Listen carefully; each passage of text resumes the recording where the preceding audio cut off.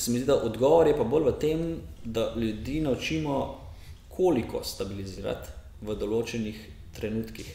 Ker se mi zdi, da tukaj delajo potem tisto napako, ko s pretirano močjo in stabilizacijo, napenjanjem, konstantnim napenjanjem v bistvu rešujejo vse te težave, ki pa samo povzročajo še dodatno kompresijo. Torej ne dajo hrbtenici nič počiti.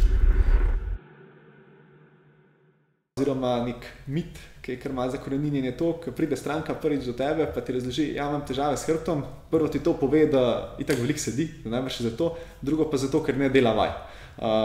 Se pravi, on povezuje dve stvari s svojimi težavami in to je to, da je pač, ker sedi, itak so težave, kot drugo so pa težave zato, ker pač ni priden in ne dela vaj. Se pravi, ni se pa nič vprašal o vidiku higiene, to, kar sva zdaj govorila. Kako pa sedi, pa kaj pa dela čez dan, čez ostale stvari. Ali pa kakšne pa so sploh te obremenitve, ki jih on ima na hrbtu. Zdaj, če on 8 ur v službi sedi, pa potem še 5 ur doma sedi in mu je pa glaven hobi, niti ne, da gre na sprehod za 1 uro, ampak mu je glaven hobi, da gre se gor do hladilnika pa nazaj.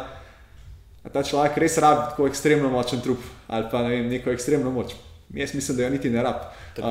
In vprašanje je, koliko bi tiste vaje njemu sploh doprinesle. Pač, zelo minimalno. Ja, zelo minimalno. In tle je ena taka zadeva, se mi zdi. No, ja, predvsem to, da do zdaj bil zelo popularen trend v rehabilitaciji hrbta, da če nekoga boli, dajmo ga potem dati na vaje in naj čim bolj stabilizira. Torej, je treba čim bolj stabilizirati. Zdaj, jaz tukaj ponavadi tako rečem, deloma ta argument drži, sej verjetno je tista bolečina prišla zaradi neke sile, ki se je aplicirala na hrbet, na hrbtenico, in je pač neko tkivo morda malce vzdraženo. Recimo, da je bil vzrok v rahli nestabilnosti. Ampak se mi zdi, da odgovor je pa bolj v tem, da ljudi naučimo, koliko stabilizirati v določenih trenutkih. Ker se mi zdi, da tukaj delajo potem tisto napako, ko s pretirano močjo in stabilizacijo, napenjanjem, konstantnim napenjanjem v bistvu rešujejo vse te težave, ki pa samo povzročajo še dodatno kompresijo. Torej ne dajo hrbtenici nič počiti. Ker fora higiene, ki jih učimo, je, kako v bistvu se naučiti počiti hrbtenico, je čim manj obremenjevati, da ima čas in možnost, da se rehabilitira. Ja, da lahko nadzoruješ svoje gibanje in prilagajaš to napetost tudi dani nalogi, se pravi, ali pa tudi položaj hrbtenice dani nalogi. To je zelo pomembno, da ne posplošiš vse, zdaj ves čas napet trup, ves čas izravnana hrbtenica. Glih tak primer ljudi, ponovadi rabi več umirjanja oziroma več umiritve te napetosti.